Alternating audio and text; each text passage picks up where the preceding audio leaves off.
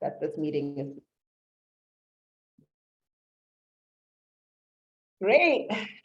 Hello, everyone. I'm so tempted to start this the way I start podcasting. Anyway, good morning, everyone. Good afternoon, good evening, wherever you're joining from. Thank you so much and welcome to the Accept or Decline the Cookies, Gender Privacy and Data with African Feminists workshop. Really excited to be, moderating this space. Maybe I will introduce myself before I go ahead. So you're like, oh my God, who's the stranger talking at me? My name is Tina Maka. Tina for short. I am an African feminist, activist, storyteller, author, researcher, all in one. I am assisting the researching on this project and just kind of disseminating it to the public and creating a space where we can talk more and learn a little bit more about privacy, data, and gender within like the African sphere. So really what we want to do with this workshop is make sure that everyone feels seen and everyone feels included. As someone who is new to this space, I know that that is really important because there are things that sometimes sound confusing, but you know what? We're going to talk about it today and we are going to figure it out. I am joined today by some amazing speakers. We have 4 amazing speakers today. One of them, unfortunately, could not make it.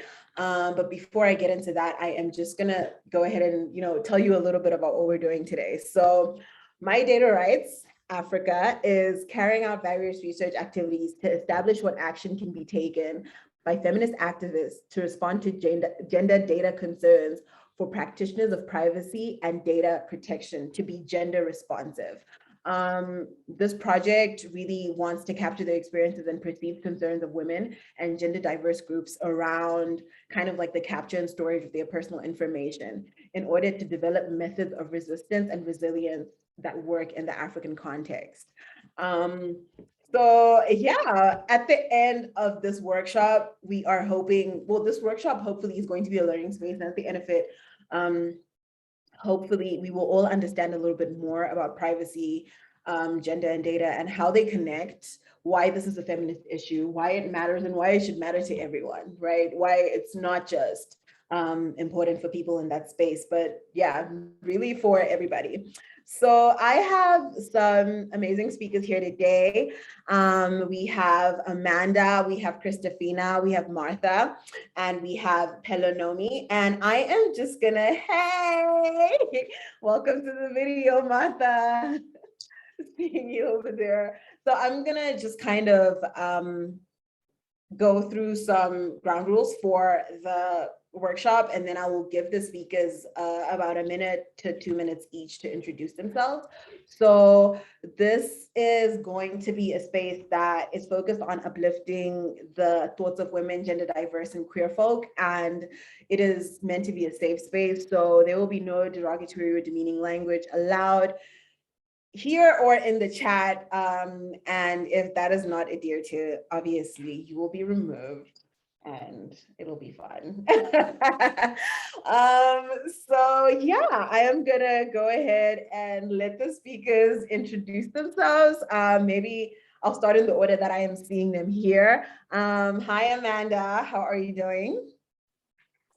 Hi, thanks Tina for having me today. I am well. How are you? Good, excited. So I am Amanda Manyame, a digital law and rights advisor, working predominantly on all the digital rights, but more recently I've been working from a data protection as well as online sexual exploitation and abuse perspective. I'm also working at looking at a universal digital declaration on rights, on Universal Declaration on Digital Rights. Sorry, it's a mouthful. So my background is in law, and I use that background in law to work towards achieving equality and equity online for everyone, but particularly women and girls. Thank you. Thank you. That sounds amazing. Thank you for sharing. Christofina, Hello. Hi, everyone. Thank you. My name is Christofina. I go by Kito, and I am a researcher at Research ICT Africa. I am Namibian, and the topics that I'm interested in and that I work on are data justice. So how do we achieve visibility? How do we ensure like digital empowerment and engagement of women? How do we counter data-driven discrimination and so forth? And also, I'm increasingly interested in ways that we can use data in a very positive way outside of surveilling, human beings, outside of surveilling like our bodies, but how can we like improve our like social structures, our production systems and so forth, like basically using data in a very positive, discriminatory way. I'm also very much interested and that's why I'm excited to be here, in not forgetting, the discrimination that women have faced as we transform to these digital spaces. I think when we in non-digital systems, we're always talking about gender discrimination and empowerment. And as we move, to this digital space, there's kind of like people who are, who've been using gender justice and, gender equality as a way to like, reach economic empowerment or social development of some sort. And they've been using these kind of like these talks, and somehow it's disappearing as we talk about digital transformation. And so like, I'm very much interested in keeping up that conversation and, sticking to those values and principles that we've been talking about pre this digital transformation. So very excited to talk to everyone about this. Yeah, I love that. Thank you. Definitely looking forward to hearing more about what you think. Hi, Martha, are you there? I am. Hey, can you good morning. Okay, great. My name is Martha Chilongoshi. I am Zambian. I'm feminist, and my background is in media. So my interest really is to use communication and information sharing, especially to highlight women's participation in political structures. That's really where my interest lies. And of course, digital security, privacy, and data happens to be something I found myself in as well, in an effort to connect and link how women can use those spaces in political structures. So I'm pretty excited to hear what everybody else thinks and what they're working on. Thank you. Thank you. Thank you so much. And the last speaker that we have is Pelanomi. Are you there? Are they here? I can't seem to see a video. Oh, okay. So Pelanomi is currently running late. So we are just gonna go ahead. And before we start with these questions and start having this conversation, I would like to direct everyone to the Jamboard link that is in the chat. So we are gonna be using a Jamboard in this workshop. For those of you who don't know what that is, it's an interactive tool where you can tell us what you think, and we can really make this a conversation instead of us just talking at you, but you also sharing some of your thoughts. And because this is what this is, where we are co-creating the kind of realities that we want in privacy and data and gender. So that's what we're here for. So go ahead and click that Jamboard link and let's get into it. So the first question that I have here today, which is probably the most important one, I think, is what is data and how does it show up in digital technologies? So I think what is data is really important, because I imagine that there are probably some people that are in here that really want to know, like, what is this data that we keep talking about? So yeah, I don't know, like, which one of the speakers would like to go first on this particular question. Maybe Amanda, you want to go first, since you did introduce yourself first. Thank you. What is data? I think the short answer today is that data is an extension, or data is essentially you as a person, because when you look at personal data. It's essentially information about a person. So that data tells you who Amanda is. So I would like to say short and sweet, data is an extension of you. I won't answer it from a technical perspective. I'll throw it to one of the panelists to answer from maybe a more technical perspective. Yeah, yeah, love that. Christofina, do you want to get in there? You're smiling a bit.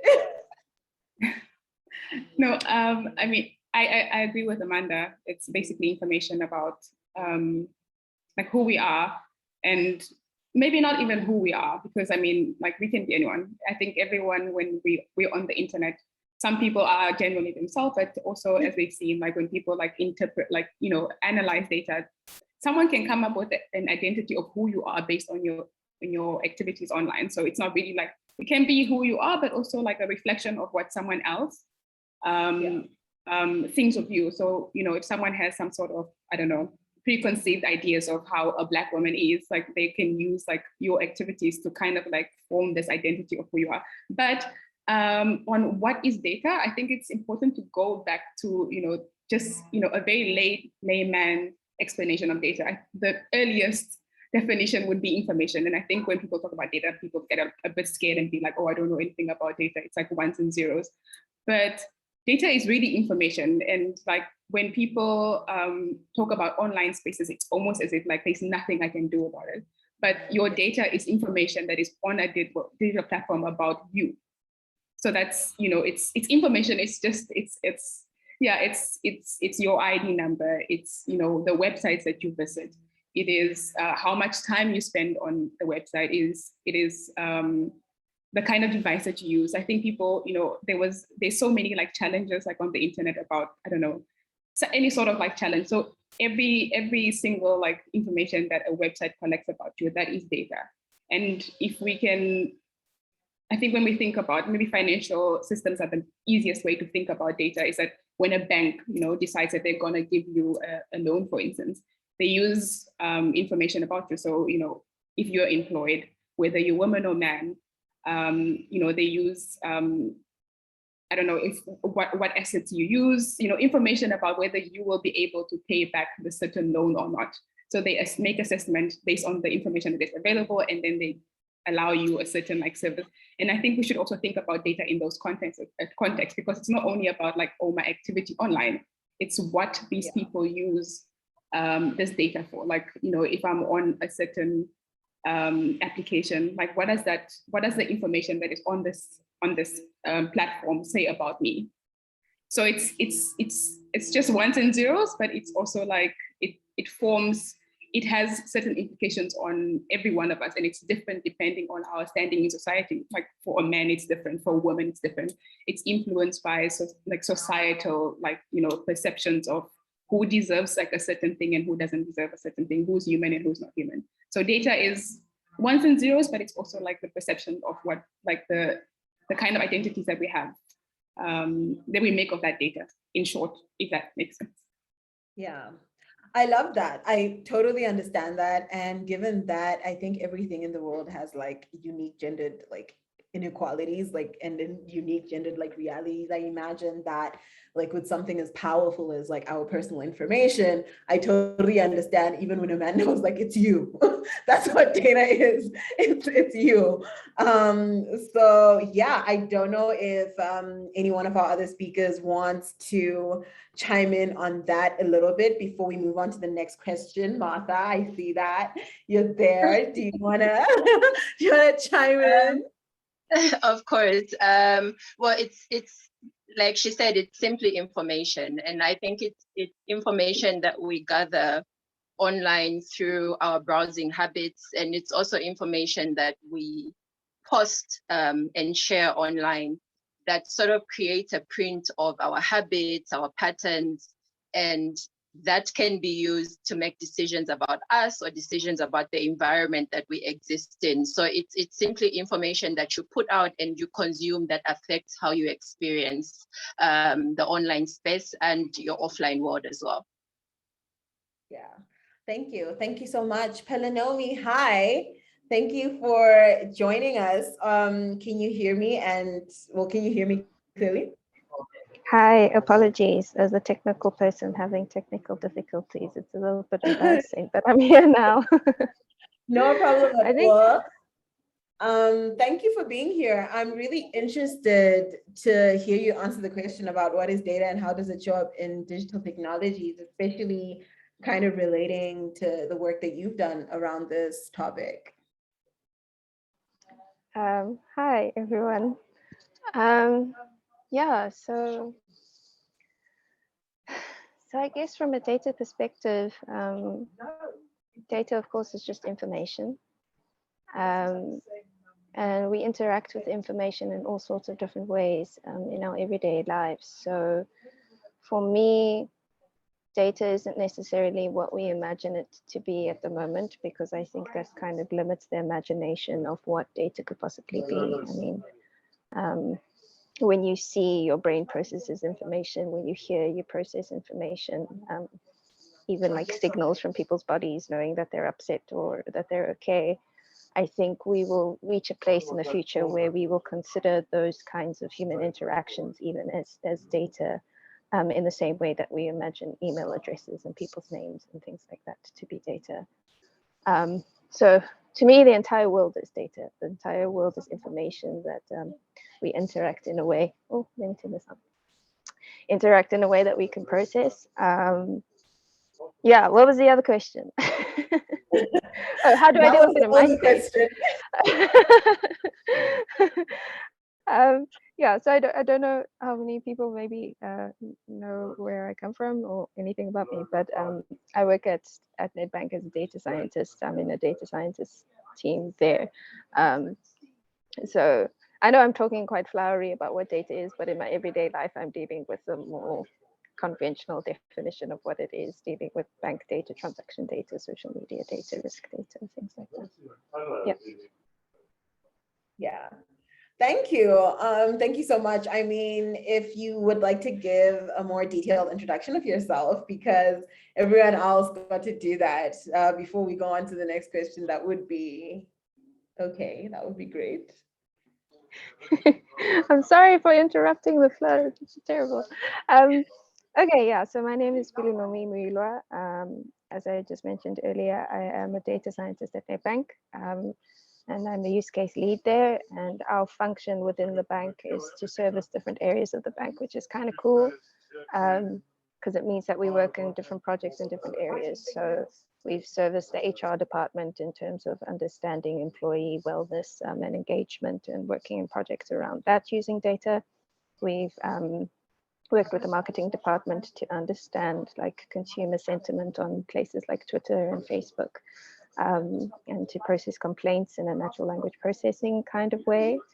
My favorite department is the fraud and risk department, because it's better aligned with my ethics. I feel like I'm hunting for baddies, and that's kind of cool for me to think that that's what I'm using my skills to do.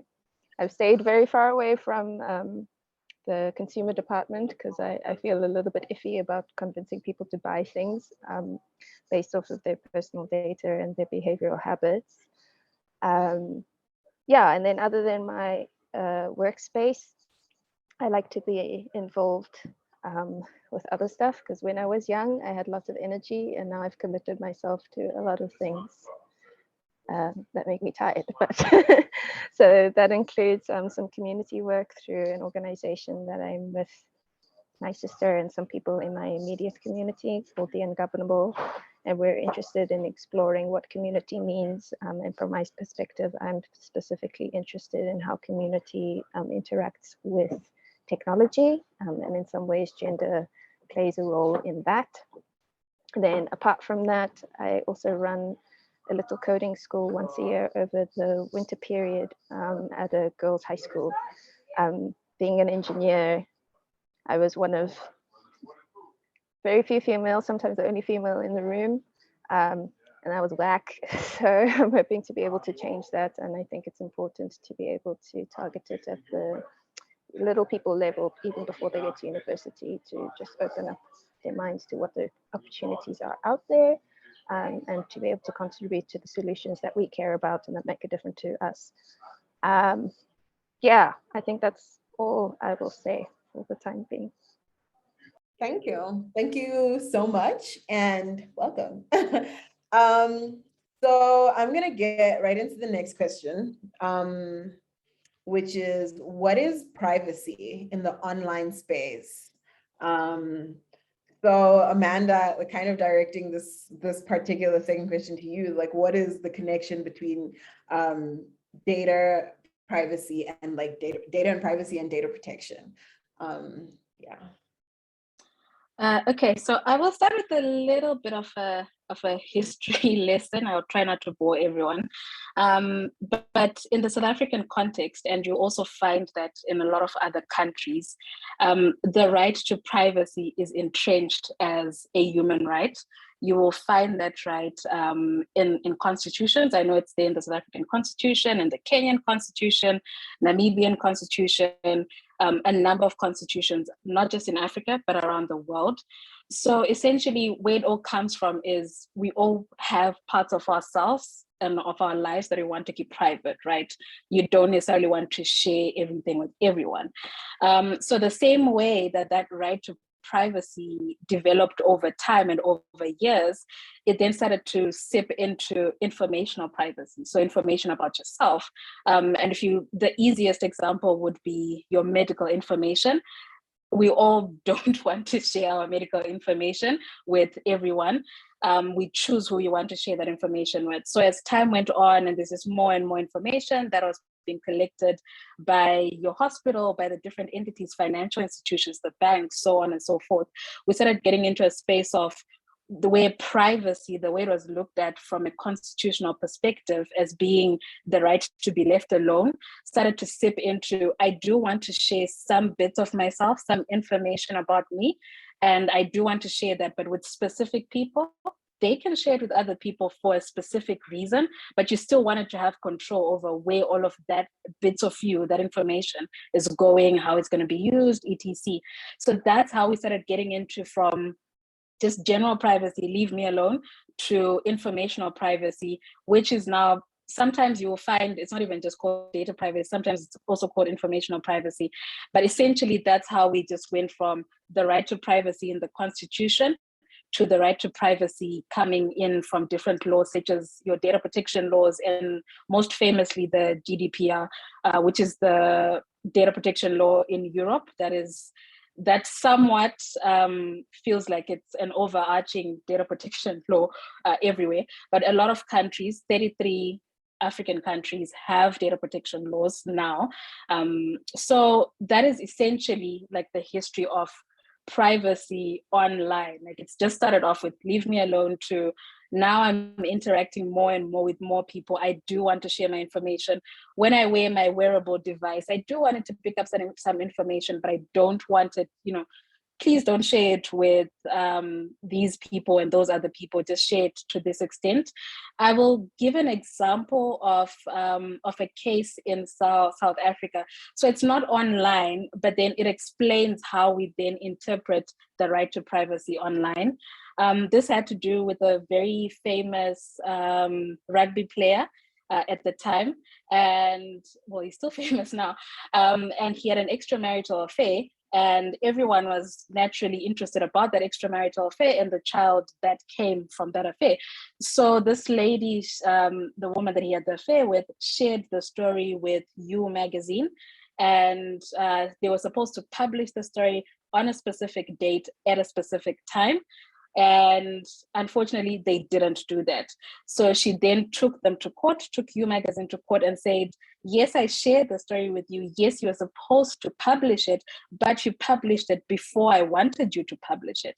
So essentially, that is privacy online now, because we're saying, I am sharing the information with you, Zoom, but I'm not asking you to share it with Facebook. Or, okay, I am aware you're sharing it with Facebook, but I don't want Facebook to share it with, I can't think of any other, their own Facebook family apps, but I don't want you to share it with Nedbank, for instance. So that's essentially what privacy online is. It's, I want to share, it's, you leave me alone unless I share my information with you. I know where it is going, and I know who it's going to be shared with. I know what it's going to be used for. That's the ideal. I'm not saying that's essentially what happens, but that's how it's supposed to be. It is just the right to be private and the right to control the information about me. Right, right. Thank you. That was, you know what? That was actually a really fun history lesson. I don't know why you said I don't want to bore you guys. I was thoroughly interested. thoroughly interested. So I'm then kind of going to move on to, I guess, the reason that we are all here today. And Martha, I'm going to ask this to you first, which is, why is this a feminist issue? Essentially, why are we here today? Why is this a feminist issue? The very essence of feminism, I believe, is to question and interrogate power structures. And it's become very evident that digital rights, the online space, there's a political aspect to that. There's a power aspect to that. There's a power dynamic to that in terms of who controls that space, who benefits from it. So it becomes a feminist issue because obviously, as women, we're still a very vulnerable demographic when it comes to the use of the online space. And just like she explained in terms of privacy, you want to know that there's some level of protection that you have as an individual while you're connected to the internet. You want to have autonomy and control over your information, how it's stored, how it's shared, who gets access to it. And mainly because when your information is shared with third parties in an invasive manner, there's a lot of harm that can come to women especially. So it becomes a feminist issue because breaches in terms of privacy, in terms of security online, translate into real harm for women and girls who are exposed to the online space. So it is a feminist issue because we have to make people accountable for the power that they have in the design process and in the way that they roll out technology and the way it's used in different spheres, political, social, economic. There's an accountability and transparency that has to be there. Especially for us who are on the user end. So it becomes a feminist issue because of the gaps, the inequalities that exist in terms of the design process, the implementation, the use, and even just the harm that comes to women and girls as we are using these spaces where you find, especially when it comes to privacy and security, you have to practice a lot of self-censorship. You have to practice a lot of holding back because you want to create a safe space for yourself online when it should be a responsibility of some of the power players in this sector to create those safe spaces for you.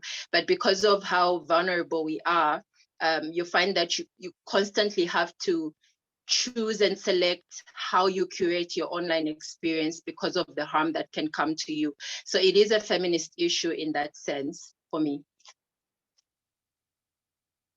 Thank you. Thank you for that. Christofina, I see you said something in the chat. I think it is also important to think about the connection between data secrecy and data privacy. Often when we talk about secrecy, neglecting the power of open data or data collectives for marginalized people. Thank you for that, because I was actually gonna ask you to chime in on this question next on why is this a feminist issue? Thank you. I liked Amanda's example of the online, like the guy and the article, because sometimes when people talk about data privacy, we often jump to data secrecy. It's not that people want their data to be hidden. It's just that we want agency when we talk about data. We want when people come up with an analysis of the data that we provide to them, that we, the power still lies with others. We still have choice, that we still have our voice, that a bank, for instance, or a platform company can just not just make a decision based on the data that we provide. We also want to have power and autonomy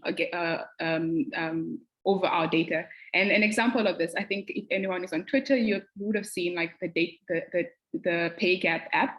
That is excellent example of, how I think, one, it's not that people don't want to share data, it's just that that data should work for the collective.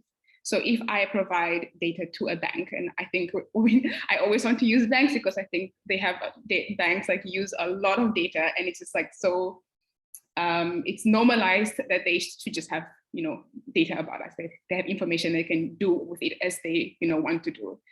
Where in Namibia, where I'm from, we don't have a data protection bill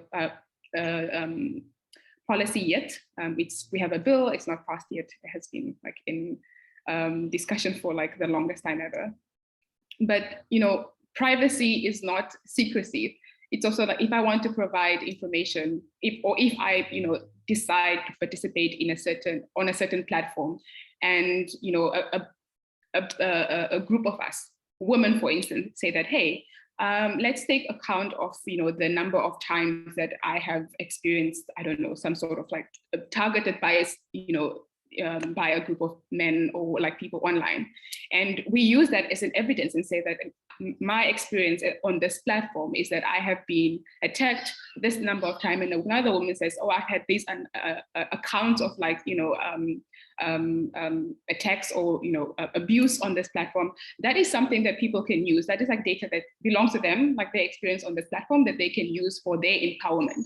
And I think it's important that, communities should have the rights to use that data, but also that another company can't come in or another person can't come in and say that, hey, I want to use your data and I want to I'm going to use it to prove that, women have this experience online, but it's for their benefit and they get, funding for this problem that affects this group, and that group doesn't have, the resources, for instance, to work against whatever issue is affecting them. And I think so it's important that when we always, sometimes I think the discussion like goes into like data secrecy, that, oh yeah, like why are you on the internet? And we have rights, we have public spaces. I have a right to be on the internet. Everyone has the right to be on the internet. And if I want to like if I'm a sex worker, for instance, and I want to like share not even a sex worker. If I want to share a photo of myself in a bikini online, I have the right to do that. I should be able to do that, and no one has the right to collect that and use it against me. I think that's autonomy is a very important thing when we talk about data privacy. It's not just about like hiding our information, or I mean also like thinking about the other side of like if we talk about secrecy, it's like, if the conversation goes into like, just don't share that, what does that mean for Black women, African women who are already invisible or underrepresented online? Like, what does that mean to us? Like for us, does that mean that we don't exist anymore? Because, like if you don't want to participate, I mean, if you don't want your data used, don't participate. Does that mean that we are erased? We become invisible? So we should think about those things.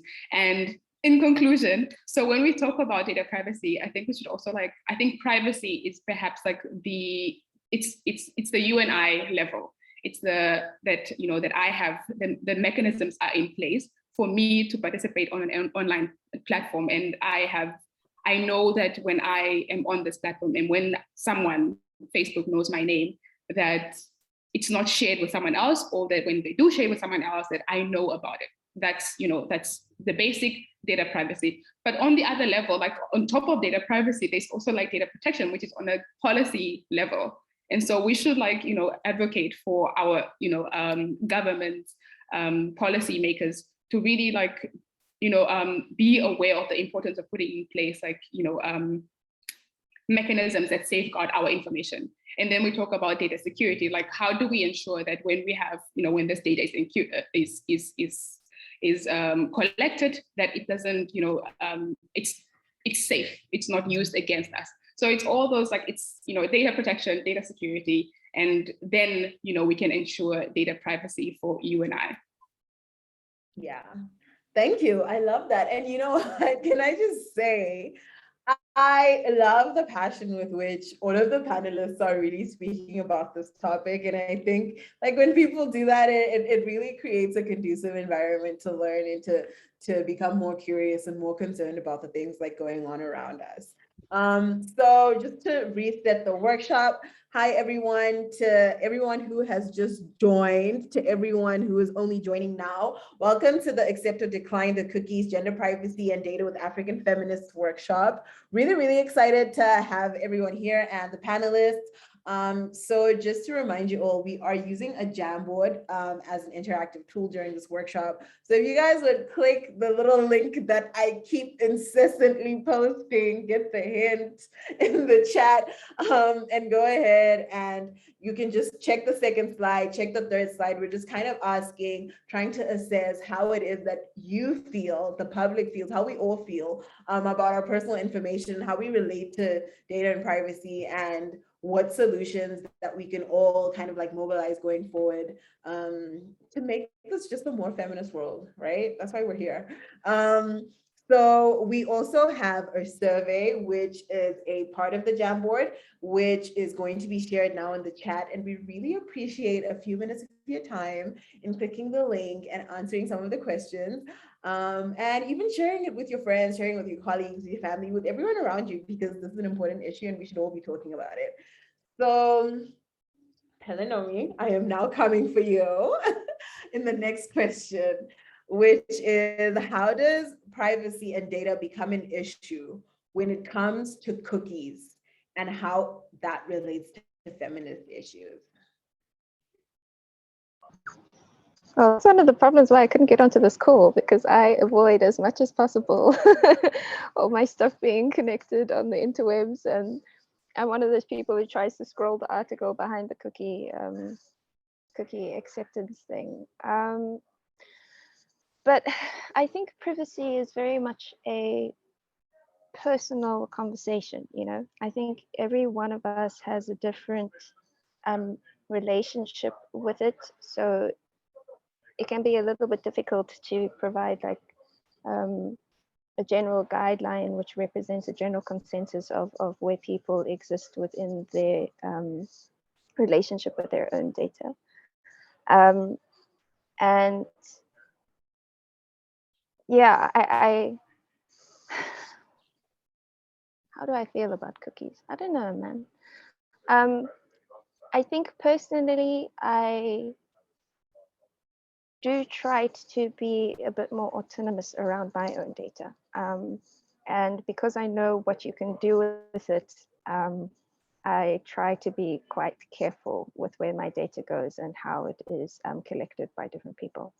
I don't know necessarily if the question is around whether you should be accepting cookies or even if what they are.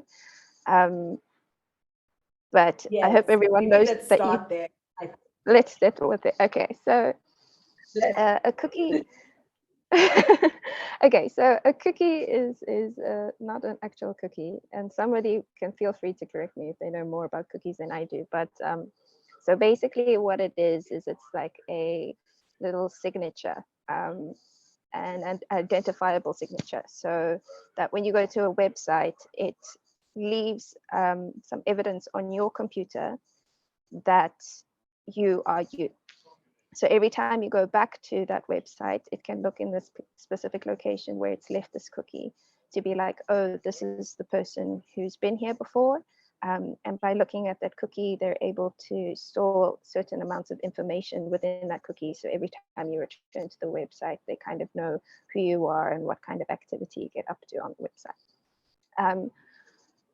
I don't know for sure. Somebody who's in the legal space would probably be able to give more information, but websites at the moment are conditioned to, or I think legally you have to ask people whether you can store cookies on their computer, whereas before you didn't have to. So it's not that cookies are absolutely new, which is why you get asked on every single website why they are there. It's just that the legality around it has changed.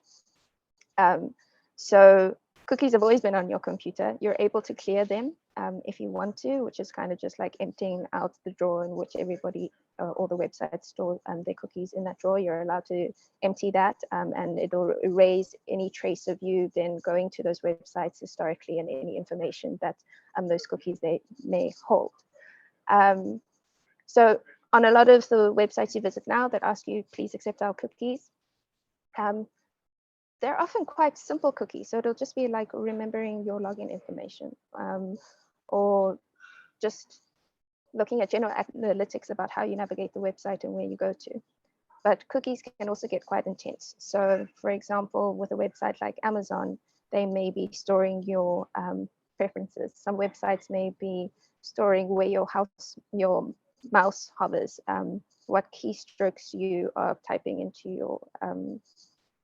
your keyboard, what links you're clicking on, what adverts you pause over. So it really depends on the website. It depends on the people who developed the website. It depends on the ethics of the people who developed the website and kind of what you want to do with your data. And so, yeah, you just have the choice to whether you accept them or not. You're also able to clear them whenever you feel like it, like clearing your browsing history. Yeah, and I try not to accept them, and I try to clear my cookies as regularly as possible, but it's just because I don't feel like having people watch me. Not that I think that my information is that important, but yeah. Thank you for that. Amanda, is this a question that you think you wanna chime in on? Because I saw you were heavily interacting with the answer, like, I would definitely like to have a sit down with you, Philomena, honestly, just to learn how to clear my cookies firstly. I only discovered, maybe not so recently, but I don't even know if this was an option before the Data Protection Act started coming in, but I didn't even know I could decline cookies. I just thought I had to accept. Also because sometimes it's hard to find that little X. So usually I just say accept and we move along. But as I was listening to you talk, I definitely just thought of how much we are tracked. And I thought of the time, like whenever I pick up my phone in the morning, it tells me usually this is the first thing that you go to after, picking up your phone. So clearly there's so much about me that they're tracking. When I get into the car at a specific time, it does tell me that this is what you usually do when you get into the car. This is where you usually go at this time.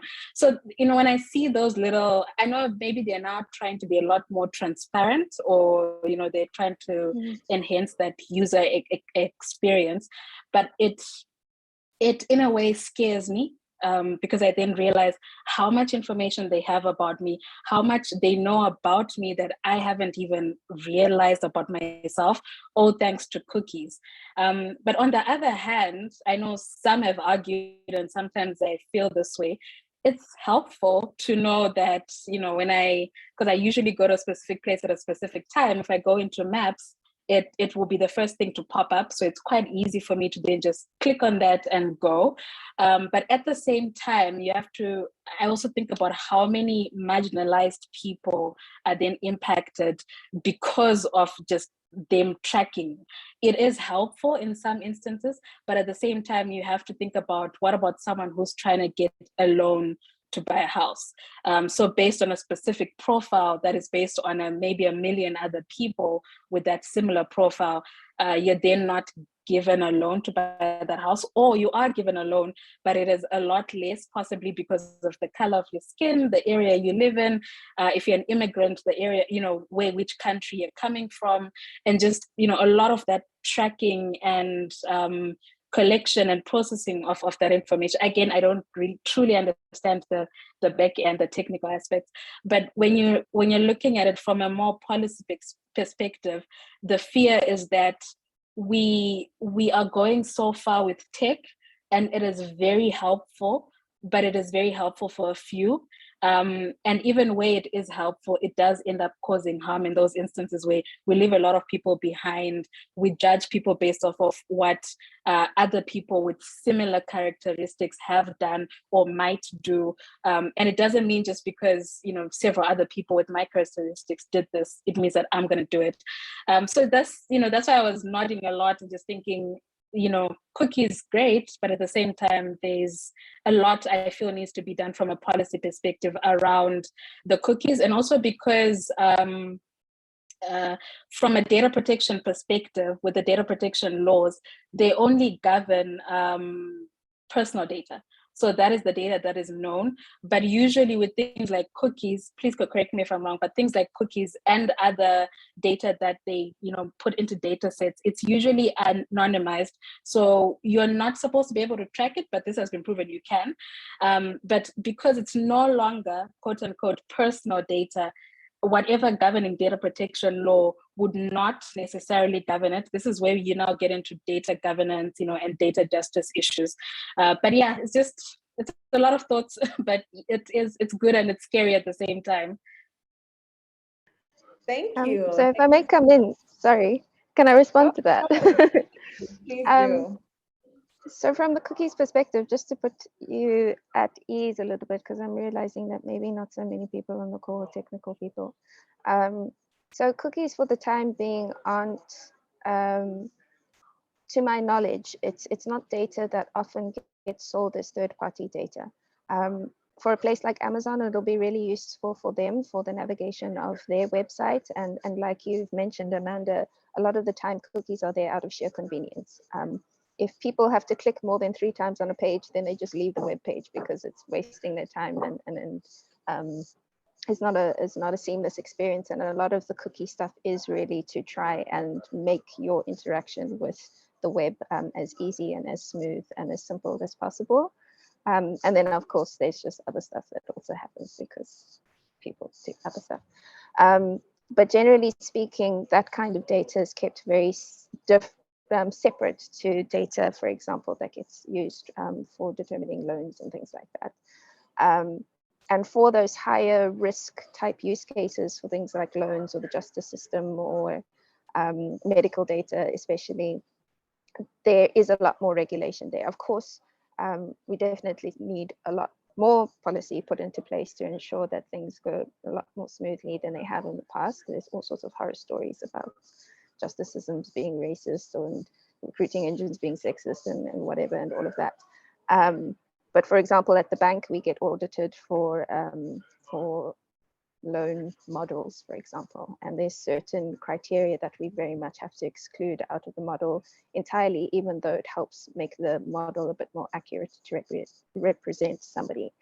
And I think just again, touching on that privacy issue that we were mentioning earlier, like the POPI Act is kind of cool because it specifically stops you from identifying a specific person and connecting that specific person's information to that person.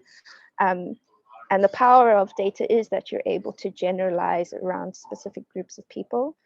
And there's this fine scale between determining how much that group exists of many or less people, because the more people it is, the more generalized it becomes and the less accurate you know about a single person, which means that you can make mistakes because you think they belong to a group, but actually they don't.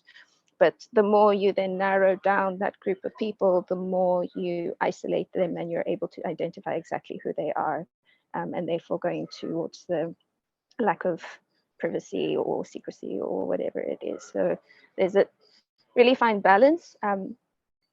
Data analysis is really cool because it's able to scale.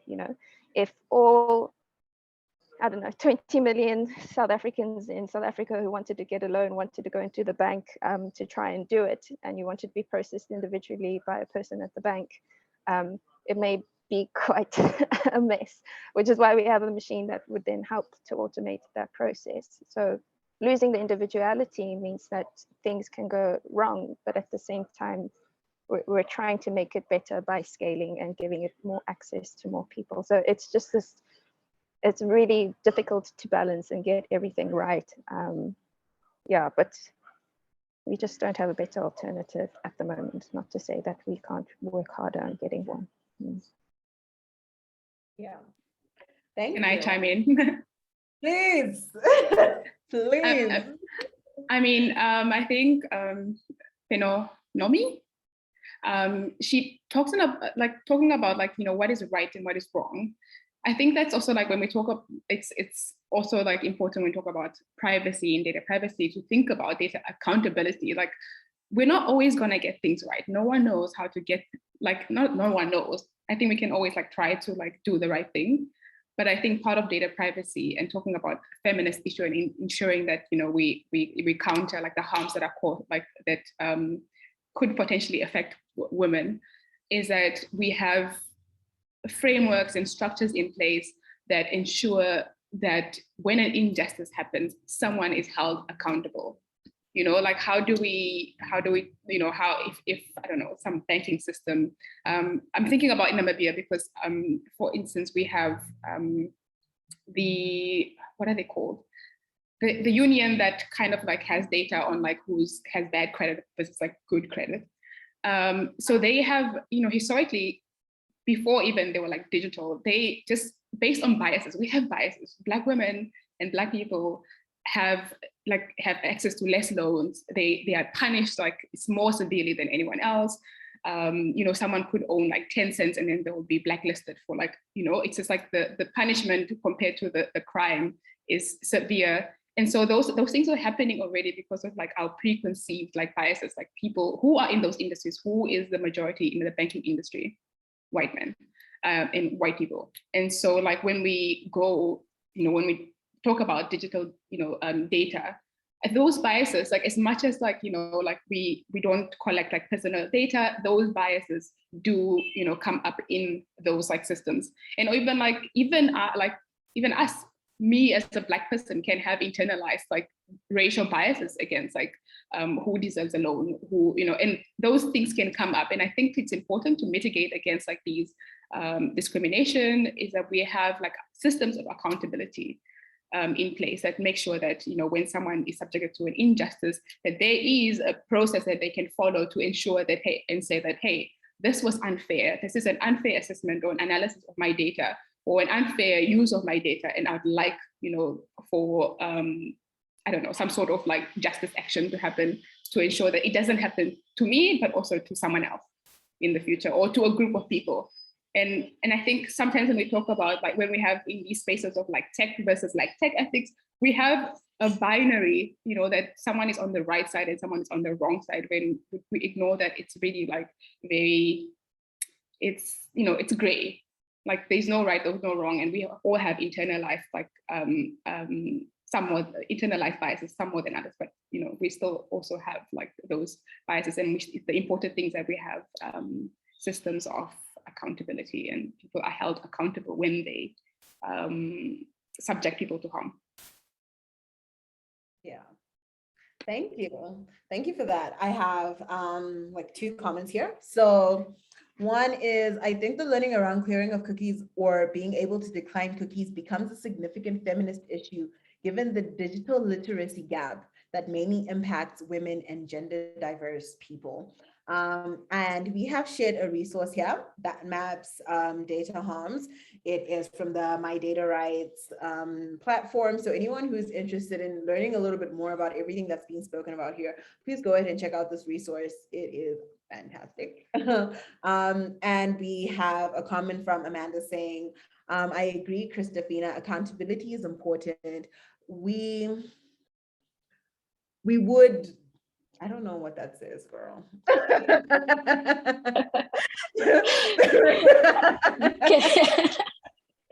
Can I?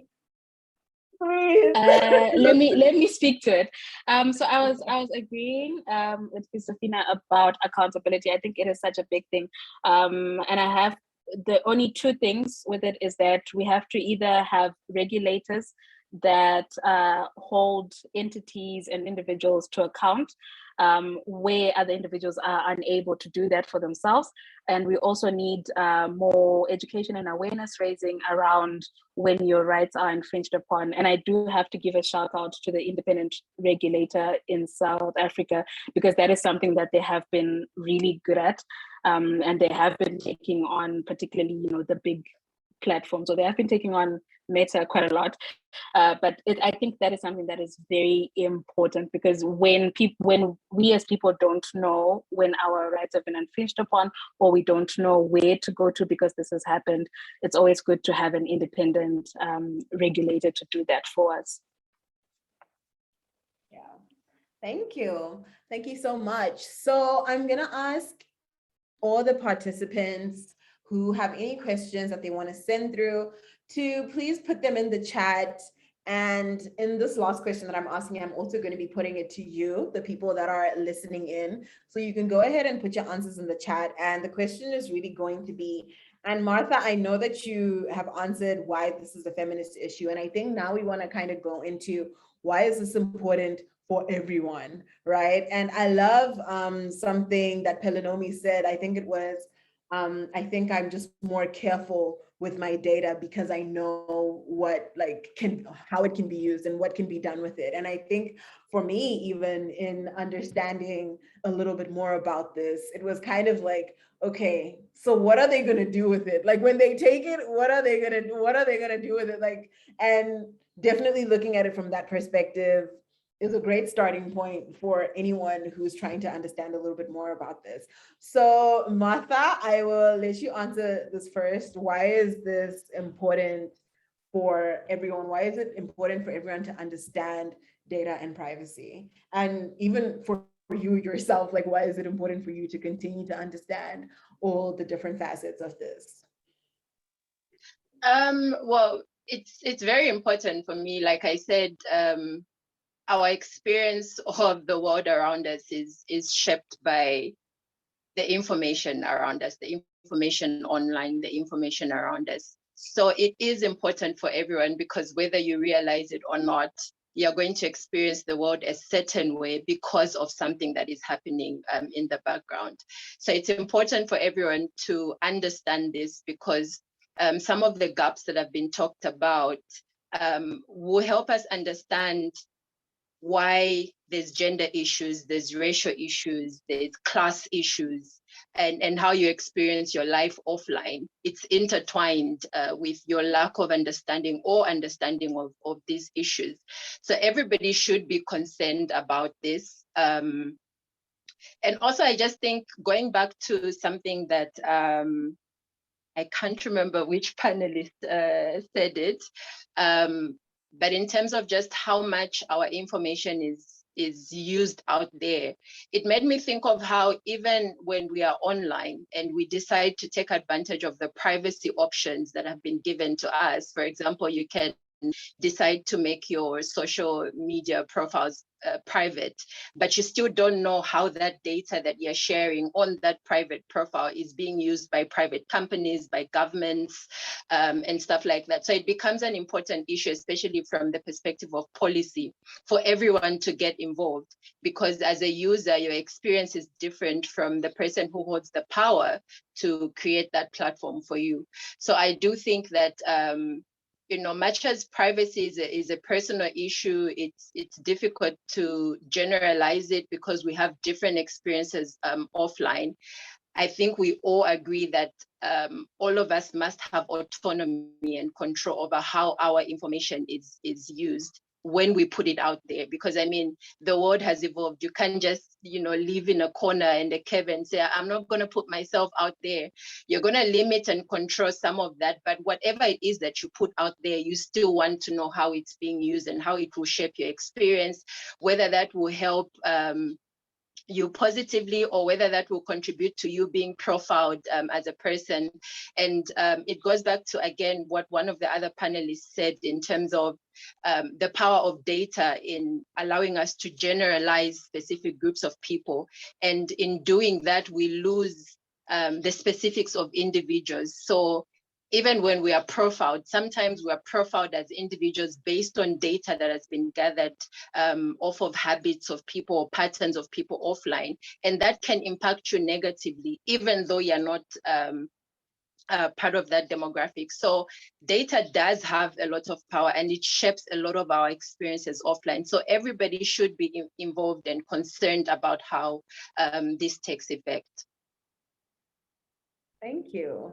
Thank you. I totally agree. We should all care about the kind of world that we are building or the kind of world that we are helping, I guess, other institutions to build. I'm going to go ahead and say, Chris, do you want to go next?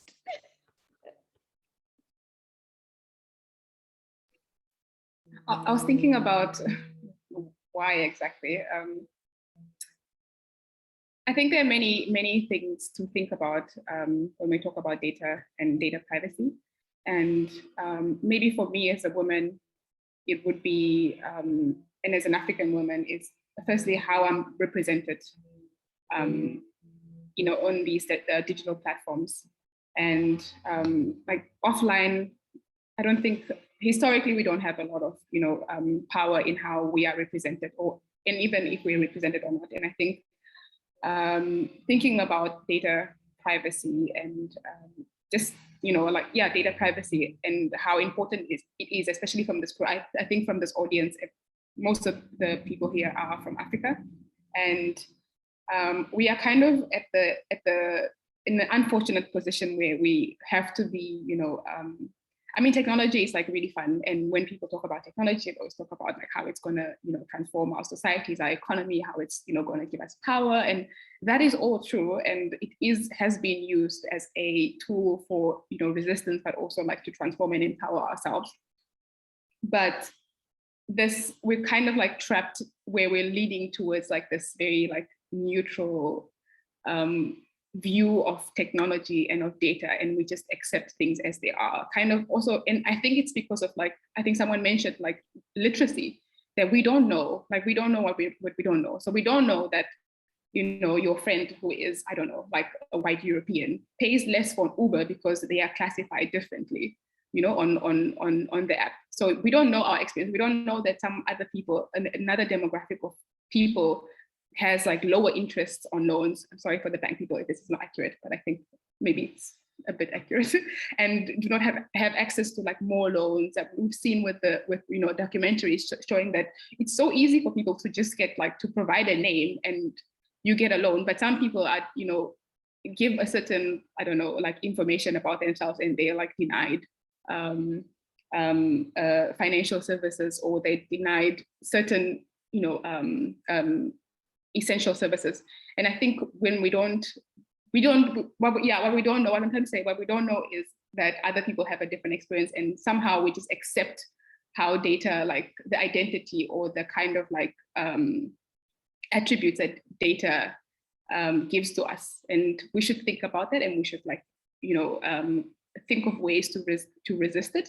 And Pelonomi mentioned how, you know, data is not only about like, you know, digital data, it's also about other forms of data. Like as African people, we like, you know, information or the histories of who we are has been like passed down in like the way that we dance, or the you know, the crafts that we make, and those are lost in this world that we're going to. Before this call, we were talking about like the, you know, the Web 3.0, and now people want to create this like, you know, alternative world where it's all digital.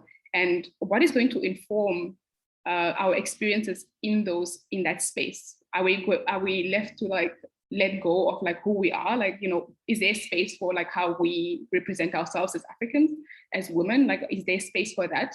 Is that data inclusive in that world that we want to, you know, create? And so privacy is also like not, you know, it's agency of being like, hey, like how, like if someone collects like health data about a certain group, like we should be able to like, one, be like, hey, you have this data, and people who are technical people should be like, hey, this is how we can use it for your good. This is how we can enhance your, you know, the way that you represent yourself. This is how we can like take this historical way of like, you know, transferring data and information within your culture to and make it exist in this new world, this digital world.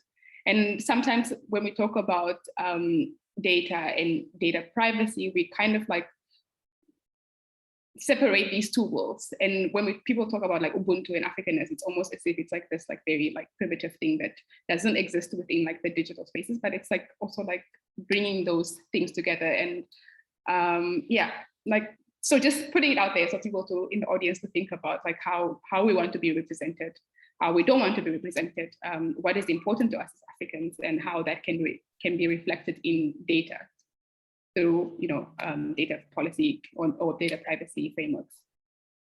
Thank you so much. So before I move this on to the next speaker, I do want to remind people about our survey. Yes, not going to stop talking about it. Please go ahead and check out the link in the chat box, and please take a few minutes out to fill in our survey, and we'd really, really appreciate it. So we have a question here which says, does my image count as data too? If someone shares my photo online without my consent, can this be regarded as a data breach in terms of data protection laws? I don't know which of our speakers wants to go ahead and take this on. Amanda, I'm looking at you and you're smiling because I feel like deep down you can see me looking at you. I could. I'm going to give you the very loyally answer. It depends. So it's not as straightforward as it's a data breach in terms of the Data Protection Act. So the question becomes, who is a data processor? Well, I'm going to use very generic terms, but the question is in terms of the data, in the terms of the South African Data Protection Act, FOPIA, who is a data processor / collector? So when you shared that image with me, am I a data processor and collector in terms of the Data Protection Act? And in terms of that, why was it shared? And so then, you can answer the question. But I think maybe, and Nonhlanhla, I have seen you on some webinars that you've done on image-based sexual abuse. But I think maybe what I would like to highlight in response to your question would be, if you share a nude photo with someone and that individual then shares it with other people, then in South Africa, then it is a criminal offense, and it is a criminal offense in terms of the Cybercrimes Act. And it's a criminal offense because it is sharing content that, because the definition is so broad, so it doesn't really have to be an image, but it is sharing content of an identifiable person without their consent. So the fact that you didn't have the consent to reshare it, then it is a criminal offense. In terms of the Data Protection Act, is an image considered personal data? You have to look at the definition of what personal data is in terms of POPIA, and it is, if I summarize it well, it is any identifiable information. So if from the image you can identify that it is me, then technically it should, but I cannot definitively answer that question at this moment, because you'd really have to look at the specific circumstances, and then you have to look at the specific provisions you're applying. And yes, and this is why sometimes being a lawyer is not that great. There with you. I'm resonating, especially that last part. Okay, so I mean, everyone who is here, please feel free to put up your hand. Please feel free to throw in a question if you have anything that you want to ask. And I think just for this last question that I asked, I'm going to take it to Pelonomi, because I really love your very unique perspective about this, and just ask, like, why would you say that this is important for everyone? Obviously, I know that it's particularly important to you because you have all the background information and the expertise, but for the everyday person who's just walking down the street, who doesn't really know where their personal information is going, like, why would you say that this is really, really important for everyone? It's important for me because it's how I put food on the table. But I thought you were going to miss me with this question, and I was going to get very sad and demand that I get to answer it too. But I think, and I've just written some notes here, just in response to this question, I think the first reason is what Martha was talking about in terms of power. So by understanding where your data is going and who has ownership over it and what they are and are not allowed to do with it, you are assigning power to a particular entity. And I suppose Web3 is really capitalizing on the distribution of power, which I think is very important. So if you have all of your accounts with the same person or same entity, so for example, when we think about Facebook and Facebook owning WhatsApp and Instagram and other services, it means that that one entity has a lot of power because they know everything about you. And when you are able to understand those kinds of things, where your data is going, what kind of things they can collect, then you can make decisions about who you are assigning power to, and the ways in which they can make decisions about you, your life, and other people like you. So that's the first thing, that you are then enabled to decide where your power is, who you're giving power to and who you're not giving power to. I think that's the first one. Then the second one is also in line with what Christofina was saying in terms of embedding different ways of being into the technology that we currently have. It's really important, for me at least, that technology speaks to the people that it's meant to serve. And at the moment, we are stuck with a technology that was built on foundations of science that were based around like eugenics and white philosophers back in the day. It's based in AI technologies that were developed with war in mind, in order for us to be able to conquer people and their things. And now it's being driven from a capitalistic perspective. And is this really the type of human that we are trying to replicate in the machines that we are trying to help people live a better future? No, it is not. And I think largely the reason why it is this way is because it comes from this individualistic perspective of the West and the people who built it, right? All of those white men. And by us using our own narratives, our own ways of being, our own ways of learning, as indigenous peoples, I don't know whether I should use that word, but we have a very different perspective on how we want the world to be. And I think that would be able to inform a really powerful imagination. So Christofina was talking about Ubuntu, and there's this really cool paper on Ubuntu and rationality about how you use Ubuntu as a philosophical framework on top of which AI is built. So now you don't have machines that are serving individual needs. It acts more as a community where machines are part of progressing people, nature, and the universe as a whole, and not benefiting individuals and individual organizations. And I think those kinds of thinking can just really turn the world into a much better place than what it is currently, especially in terms of the technologies that we interact with. And then the last point is around us getting left behind. So already Africa is left behind in ways that don't allow us to participate in the society that we have already. And my fear is that if we do not subscribe to what is currently going on in the world, and of course that subscription needs to be in ways that we are comfortable with and ways that we are agreeing to, that we get left behind even further than we have already been. And what that means is that we're just left to consume whatever it is that is given to us. And it means that we're consuming stuff that was not made for us, not made by us, not made in a way that is meant to progress us. And so that is another reason to just, be wary of your data, where it's going, who is using it, how they're using it, in order to be able to do things for you and your people. Thank you so much. I really, really love that answer. And I think we have about 10 minutes left, and I'm just going to ask if any of the speakers have anything that they additionally want to say, something maybe that we didn't talk about that you want to flag, or anything that maybe you're working on related to this that you want to share with the people that are here today. Maybe we can start with Amanda. I think I just want to say being aware of your rights in terms of data protection and data privacy is very important. And I just would like to just share with people that some of the rights that are given in terms of the different data protection laws across the different countries are essentially, fairness and lawfulness. The data has to be collected for a specific purpose, and you must be aware of that purpose. That purpose must be communicated on collection of the data.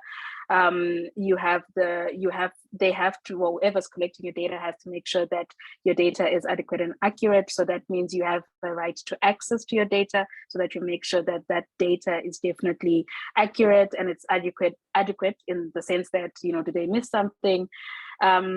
You have to look at retention of that data. You do need to know, how is it being stored, where is it being stored, etc. And that applies particularly when you look around cross-border transfer of data, because once your data leaves, for instance, if you're living in South Africa, once your data leaves South African borders and it gets into, for example, Namibia, and Namibia doesn't have a data protection law, what laws then apply? So those are things you have to also be thinking about. And then you also have to consider the security around your data. So it is good to know, and usually this is talked about, particularly from a data breach perspective, then they have to tell you what are the security safeguards they have in place, so on and so forth. These are just some of the principles that data collectors, processors, and anyone in that line who gets your data are supposed to do. And these are the things that you as an individual can then ask to see.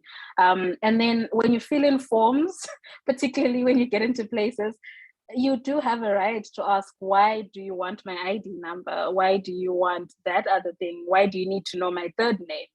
You do have a right to ask those things, because that is the purpose. What is the purpose of you having that particular information, and what are you going to do with it? But yeah, I'm happy to have sit in and to listen to such knowledgeable women speaking about data, and I'm glad that we have a lot more people speaking about data now. Thank you. Thank you so much. Thank you so much. Christofina. Thank you. I think I agree with what Amanda says, but maybe just as a topic like adjacent to what we've been discussing today is that also talking about the protection of data, how data is governed. I think one other thing that is maybe a good thing to think about is also like tied to what kind of data is valuable. I think when we like the first forms of like data protection frameworks that have been developed focus a lot on personal type of data and that collection of that data. And I think it takes away from what we think about what is valuable data. And talking about that paper on like relational governance, for instance, like within our communities, and it's, I think it's important when we think about data and data privacy, that we also try to steer away from this priority that has been set that we should only collect data about people. I mean, what's important to us, we collect data about like, I don't know, the weather. Like African women know so much about like crop farming. They know so much about like how to reduce waste and things that are very valuable, like valuable ways of like collecting data, of like forming data collectors and like really coming up with like value and empowering communities from data is being like sidelined because of like this Western obsession with like surveillance and like, I don't know, recreating the way that we think about people, or like intelligence, so to say. So that is being derailed.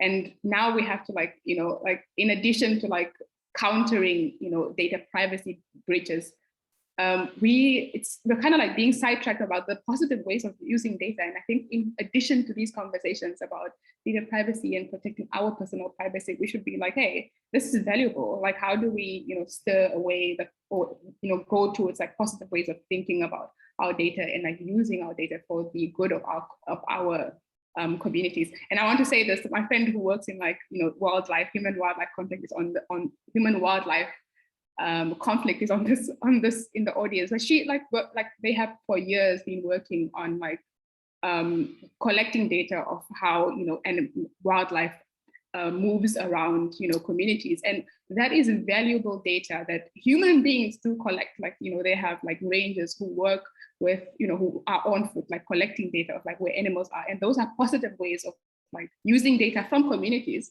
But instead, like we're just like focusing on this like the color of someone's eyes, like how much the cost, like their wine costs, or how much they're willing to spend on very like frivolous things that are not contributing to empowering our communities. And so when we think about these things, we think about like very positive ways that we can use data and data policy frameworks or data privacy frameworks for our benefit. Thank you. Thank you so much. Helenomi, do you have anything else you want to say to the people? Mine's just going to be short and sweet and very much in line with Christopina's sentiment. I mean, the only constant is change, right? And I think with technology, we can be quite intimidated by the change that it brings, and it can be a lot of doom and gloom. But I think we mustn't forget the potential of technology to be able to change our lives for the better. And yeah, my final words are: be careful, but don't be afraid. Step carefully, but don't stop the progress from happening, because the progress is really exciting and really can do amazing things. Yeah, that's it from me. Thank you. Thank you so much. Martha? Thank you so much. Perhaps my last parting thought would be that maybe I'm dreaming, I'm in the clouds, but I really do think that our experiences of ordinary people must shape policies, must shape programs, must shape projects, and everything that we do regarding data, it must be shaped by ordinary experiences, even when we have experts. But also maybe one important question that we should answer, and I'll just throw it to the audience, which was on the agenda, is what does resilience look like, especially in structures that are classed, where when you enter certain spaces, you sort of become closed out to what the realities are. So what does resilience look like in terms of this being a feminist issue? What does it look like to create resilience on data privacy and how gender and security are all connected when we are dealing with structures that are very classed, where you have to sort of, gain access based on who you know and how you fit into that profile of who should be leading conversations like this. Perhaps that's what I would like to have answered. But it's been absolutely great listening more than talking. I've learned a lot. I had my notebook, been writing a lot, so it's been an absolute pleasure. Thank you.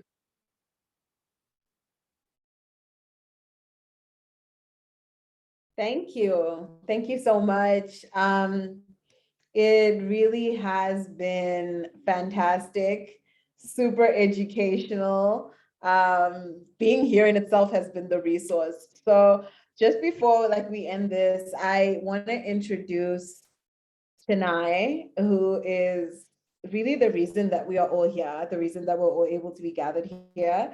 And she's gonna, thank you for being here. She's just gonna tell you a little bit about, what brought us here. And, this is her bow, honestly. She's fantastic. She's worked really hard on this project, not just like this now, but just my data rights as a whole. And the publications that she has over there are really amazing. So yeah, Chennai, do you wanna go ahead? Thank you so much, Tinatwe. It was, first of all, I really want to say that this is probably one of the first panels I've attended with African women who are actually based on the continent, who do this work and are able to unpack these issues. So really, thank you to all the panelists who managed to join today and the work that we've done in our different spaces. So really excited to have had these conversations.